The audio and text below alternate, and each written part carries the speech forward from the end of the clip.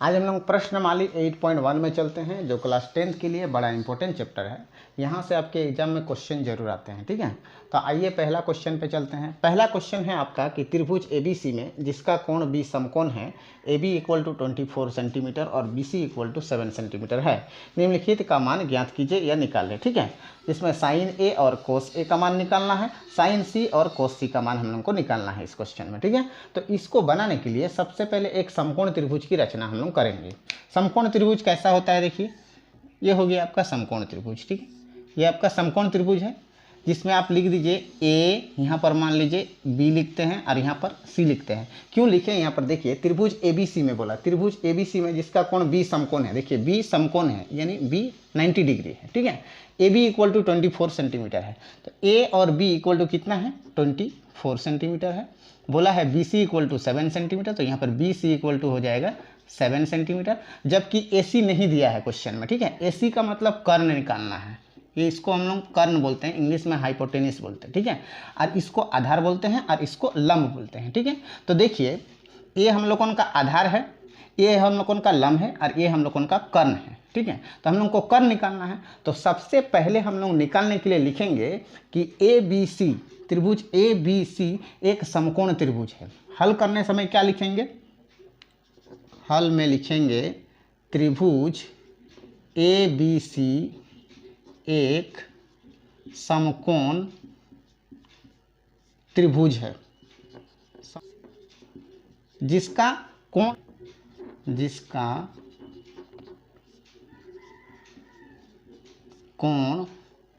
B समकोण है। क्या लिख देंगे, समकोण है, ठीक है।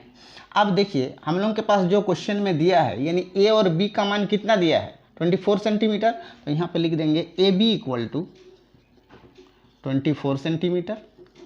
दिया है BC इक्वल टू 7 सेंटीमीटर, लिख देंगे BC इक्वल टू 7 सेंटीमीटर। हम लोगों को निकालना है कर्ण यानी AC निकालना है, तो AC तो कुछ नहीं दिया है, तो AC equal to question mark लिख देंगे, तो AC equal to question mark. तो ये है पाइथागोरस परिमेय। क्या होता है, पाइथागोरस परिमेय से लिखेंगे, परिमेय से, पाइथागोरस परिमेय से। ये क्या होता है, कर्ण स्क्वायर बराबर क्या हो जाता है, कर्ण स्क्वायर बराबर लंब स्क्वायर प्लस आधार स्क्वायर लिखा जाता है। ये इसका फॉर्मूला है, कर्ण स्क्वायर बराबर रूट में लिखिएगा आधार स्क्वायर प्लस लंब स्क्वायर, लंब स्क्वायर। मतलब इसको ऐसे भी लिख सकते हैं, लंब स्क्वायर प्लस आधार स्क्वायर भी लिख सकते हैं, तो कर्ण स्क्वायर निकल जाएगा, यानी कर्ण का मान जो है निकल जाता है। आधार स्क्वायर प्लस लंब स्क्वायर कीजिए या फिर लंब स्क्वायर प्लस आधार स्क्वायर करिए। तो आधार यहाँ पर कितना दिया है, देखिए 7 सेंटीमीटर है, BC का मान कितना है, 7 है, तो यहाँ पर लिख देंगे 7 का स्क्वायर प्लस लंब कितना है 24, तो यहाँ पर लिख देंगे 24 का स्क्वायर। स्क्वायर का मतलब होता है उसी नंबर को उसी के साथ इंटू करना, यानी 7 का स्क्वायर यानी 7 इंटू 7 तो हो जाता है 49। कितना हो जाता है 49 प्लस 24 का स्क्वायर यानी 24 इंटू 24 तो हो जाता है 576 हो जाता है, ठीक है। अब ये दोनों को यानी 49 को और 576 को जब प्लस करते हैं तो ये आ जाएगा 625। कितना आ जाएगा 625। अब 625 का रूट से अगर निकालते हैं तो ये कितना हो जाता है 25 निकल जाता है। इसको जब रूट से निकालेंगे तो आ जाता है 25 सेंटीमीटर। तो ये 25 सेंटीमीटर हम लोगों का कर्ण निकल गया, ठीक है। क्या निकल गया, कर्ण, यानी AC निकल गया। AC कितना है 25 सेंटीमीटर निकल गया। अब हम लोगों को क्वेश्चन में बोला है कि साइन A का मान निकालो।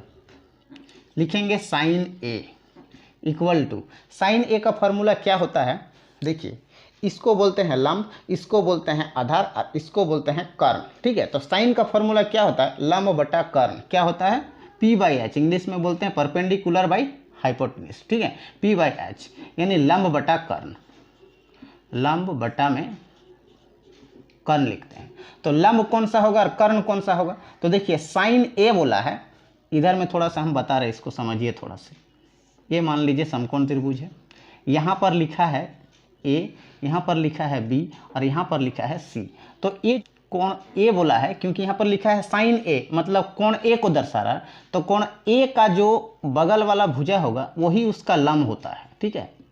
जहाँ पर कोण बना है उसका बगल वाला भुजा लंब होता है, बल्कि इसका ए वाला आधार हो जाएगा। क्या हो जाएगा? आधार हो जाएगा। तो यहाँ पर था आपके पास 24 सेंटीमीटर, यहाँ था आपका 7 सेंटीमीटर, और यहाँ कितना निकला? 25 सेंटीमीटर निकला। तो यहाँ पर साइन ए का फार्मूला P/h होता है, तो P कौन सा हो जाएगा आपका? P हो जाएगा आपका 7। तो यहाँ लिख देंगे हम लोग कौन?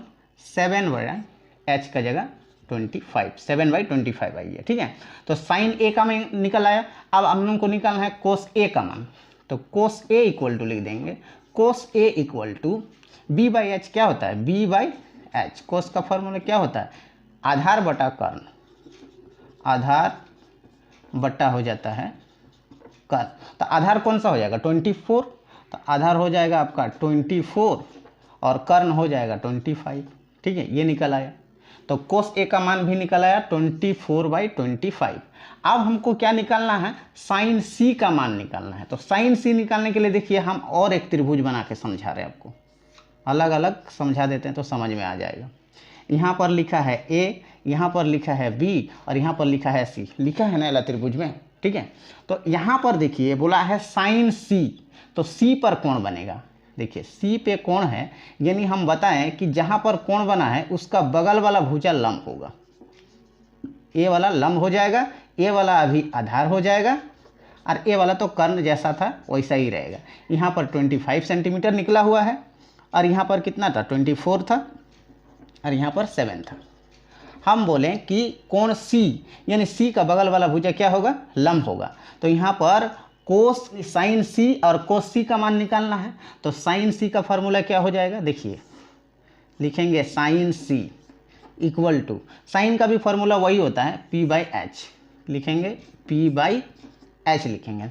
तो P कौन सा होगा? अभी यहाँ पर देखिए P 24 हो जाएगा, तो यहाँ लिख देंगे 24, और H कौन सा हो जाएगा? यानी कर्ण कौन सा है? 25 है, तो यहाँ लिख देंगे 25 सेंटीमीटर। ठीक है, अब हम लोगों को निकालना है कोस सी, तो यहाँ लिखेंगे कोस सी। कोस सी इक्वल टू फार्मूला क्या है? कोस का फार्मूला क्या है? B/h। ठीक है, B/h यानी आधार बटा कर्ण। तो यहाँ पर आधार कौन सा हो जाएगा? अभी ए वाला आधार होगा, तो लिख देंगे 7, और h का जगह कितना है? 25 है, तो यहाँ लिख देंगे 25। बस यही करना है आपको, यानी जिस कोण को बोलेगा उसका बगल वाला भुजा क्या हो जाता है? लंब हो जाता है। आपको यही याद रखना, तभी निकल आएगा साइन सी और कोस सी भी निकल आएगा। ठीक है, बड़ा सिंपल क्वेश्चन है।